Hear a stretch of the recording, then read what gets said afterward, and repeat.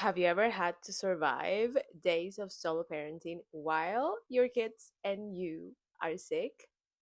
Me neither until right now.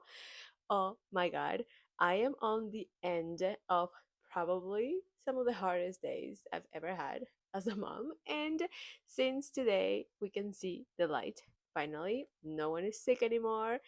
I thought I could tell you about it and more so tell you how I think we survived because we had no option, right? We just had to survive. And there are some things that I think, now that I'm the other side, made things a little more manageable and a little easier. So if you find yourself in this situation, maybe some of these things will help give you some grace because I don't have the answers on how to make this easier because it was so hard.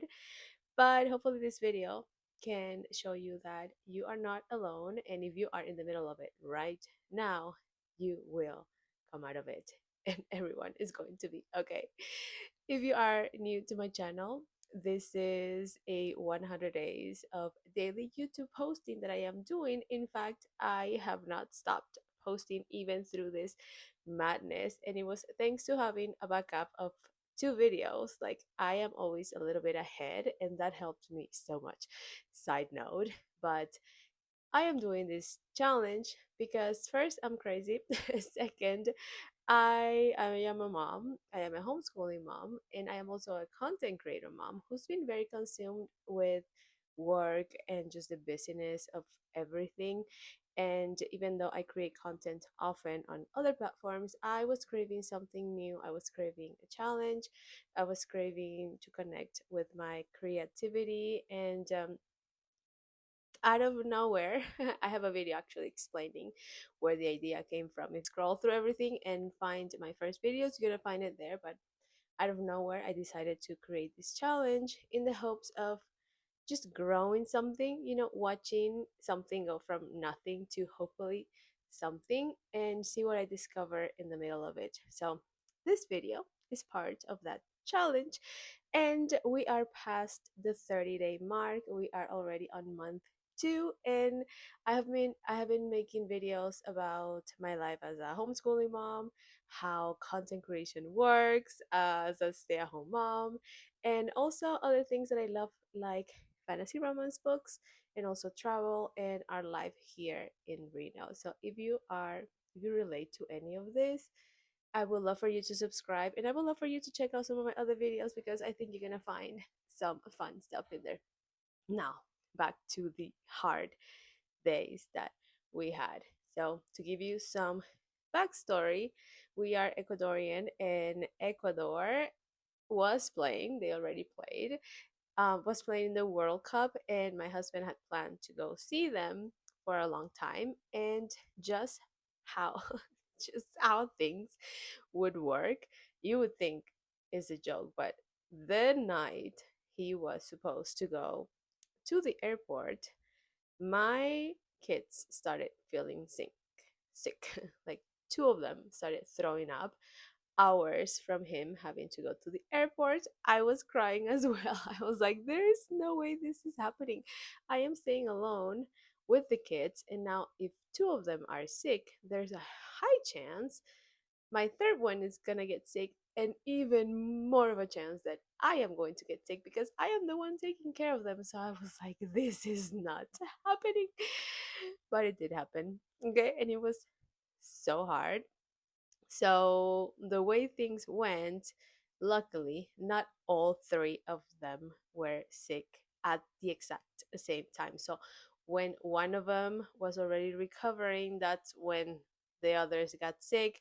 So it wasn't like me taking care of all three of them. So it was almost at least one of them was on the healthy side, but things were rough, especially the first day. And it's always hard to see your kids sick, and being the one having to do all the things, and when there's like throwing up involved, things got so hard, so much laundry to do. Yeah, so those days were really hard. But then, on day 2, I think I woke up not feeling my best, And I was like, there is just no way this is happening, because I think I can handle my kids being sick and just things being hard. But if I am sick, if I start throwing up, like, who's going to take care of me, right? So I started taking medicine right away. I did not feel well and I had to lay down. So the first thing I did was tell my kids. I wanted them to know that mom was not feeling good. And no matter how bad it got, like I knew if I got sick, it was not going to last a long time because my kids were recovering pretty fast. But I wanted them to know that it could be a possibility that I could be really sick, and I did not want them to be scared. Okay. So that's like something that was really important for me.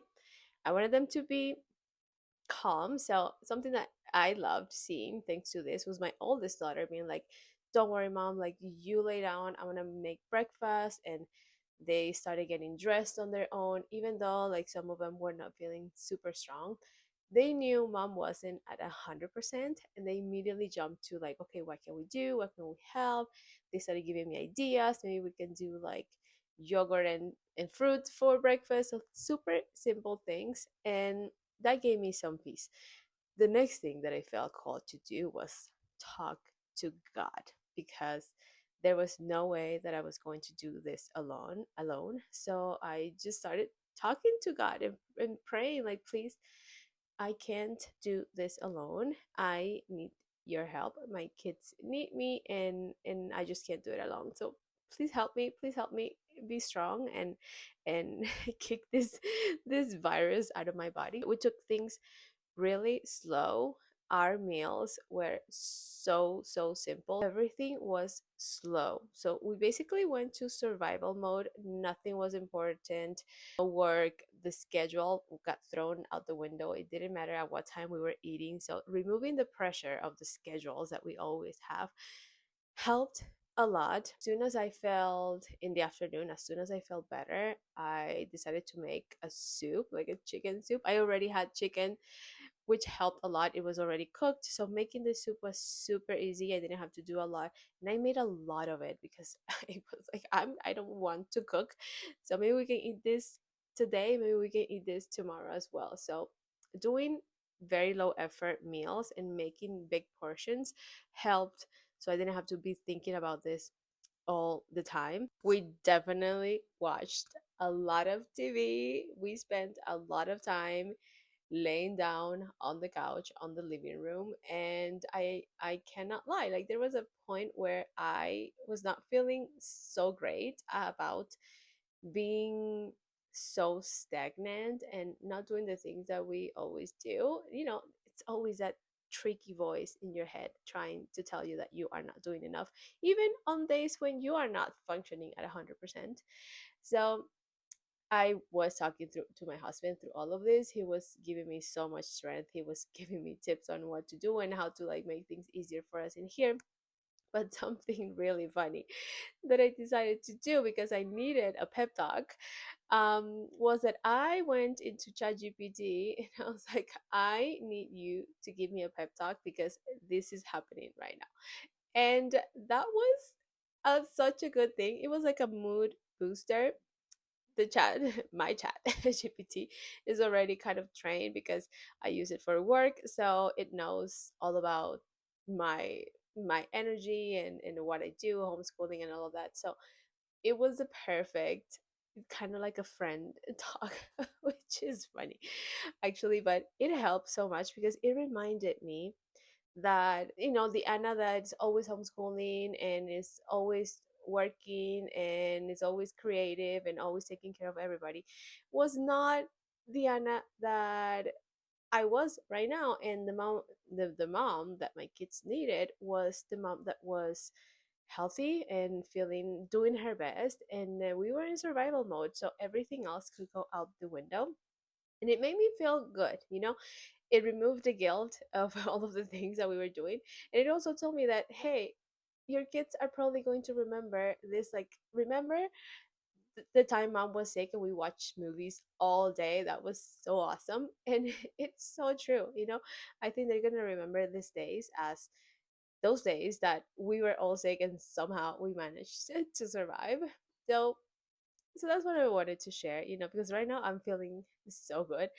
Always the day after being sick feels like a glorious day, feels like a creative day, because you compare it to how bad you felt, and I treasure those days so much.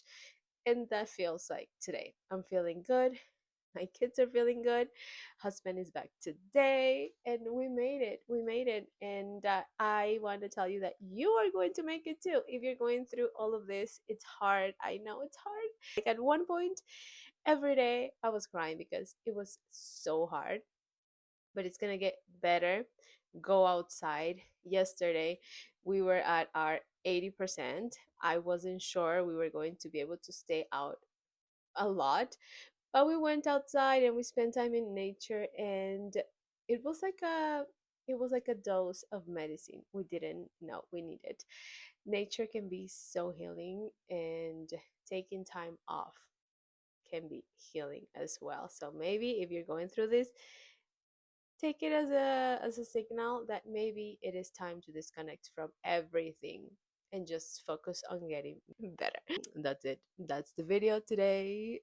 If you want more talks, like random talks on life as a mom, and how all of the lessons that I find in between of all of the struggles that sometimes I have, or if you're into any of the topics that I described, homeschooling, traveling, book loving, make sure to subscribe. I am finishing this challenge no matter how hard it is, and I don't want to do it alone. So if we resonate in any of this, I want to see you here all the way through the end. And that's it. That's all I have for today. I will see you tomorrow.